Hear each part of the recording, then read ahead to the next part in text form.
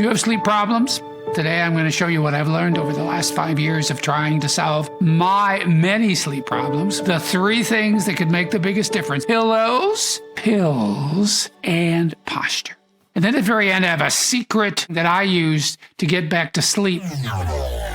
So let's talk about pillows. Little pillows, big pillows, pillows for between your legs, of various firmness and softness. I've tried them all. Everyone's body is different, and you've got to find the pillow that works best for you. Now, as you know, there are 3 sleeping positions, but only 2 of them matter. If you're sleeping on your stomach, stop. You're never going to have good sleep. Your 2 options left are sleeping on your side and sleeping on your back. Experts think back is the best, gives you the less problems. But I'm a side sleeper. I've always been a side sleeper. I've tried learning how to sleep on my back. I'm getting better, but it's hard. To be a good side sleeper, you need 2 pillows. The first pillow you need still has all the tags on it. Under penalty of law, this tag not to be removed except, well, by the consumer. You put it between your legs to make sure that your back and pelvis are not rolling too far forward. I use a little one. I tried to use a big one. Trying to get the big pillow between my legs and in place is a pain. So I suggest a little pillow, side sleepers, between your legs. And then you need a big pillow. And the big pillow is for your neck. Most pillows support your head when you lean sideways. But your head and your shoulder have a big curve between them, and it's your neck. If your head pillow doesn't support your neck first and your head second, you are going to have pains in your neck and stiffness all the time. So I've tried all these pillows, and the only one that works for me is this one. Now, maybe you see the way it's curved here?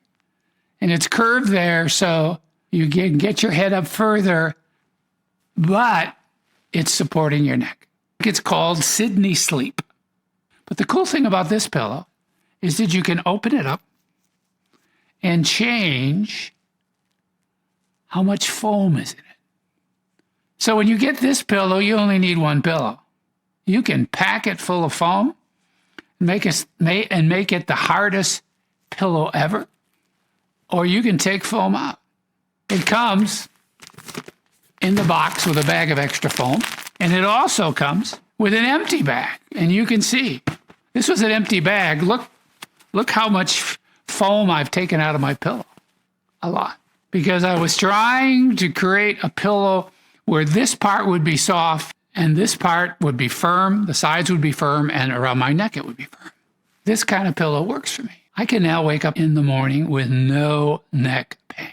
If you sleep on your back, you still got to support your neck. But many people recommend putting a pillow under your knees to help support the curve of your back.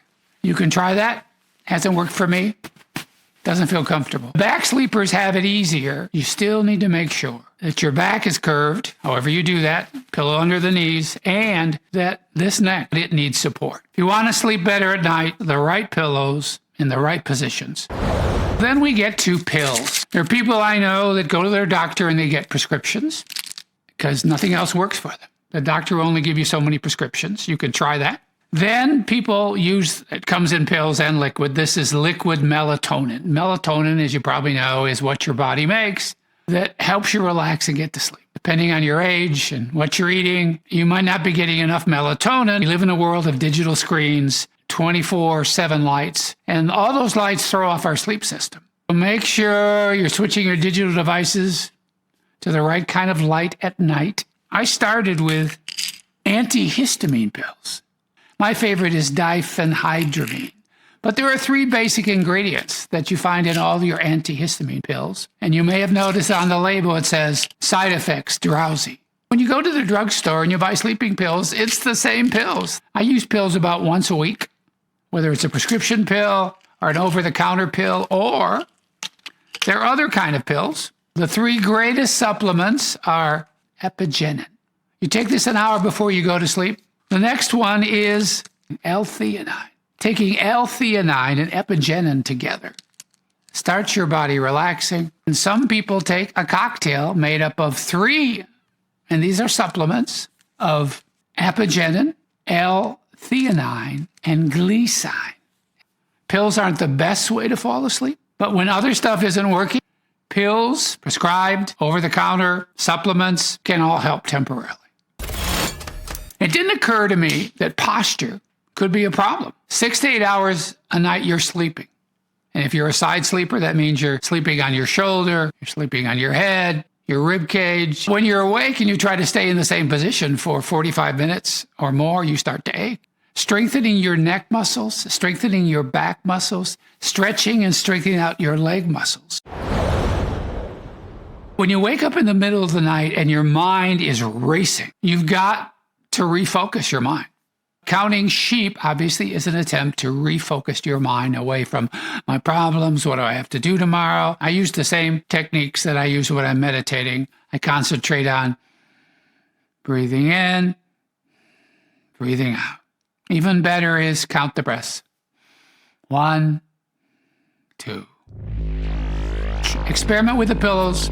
Experiment with the pills. Experiment with improving your posture through more physical workouts and strengthening your muscles. Try these experiments. I'm not an expert, but I've struggled with them all. And make sure that you have a trick from counting sheep to counting breaths, 1 to 10. Your body uses sleep to repair itself, and you're going to wake up so rested and with so much energy that you're going to be able to do the impossible every single